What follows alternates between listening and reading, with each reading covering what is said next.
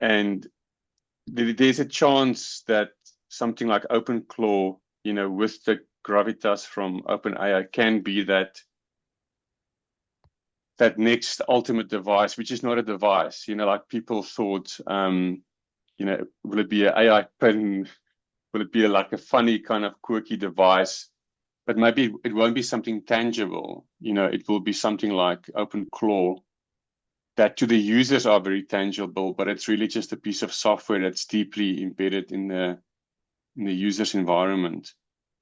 Mm-hmm.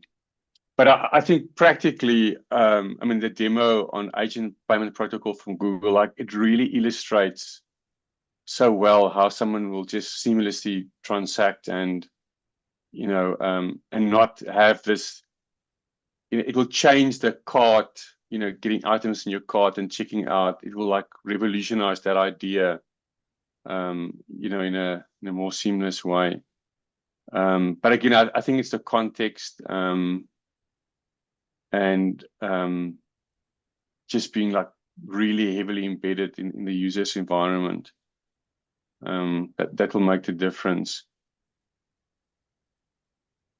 I'm gonna give Julia a chance if you have any questions, or otherwise I could throw more at you.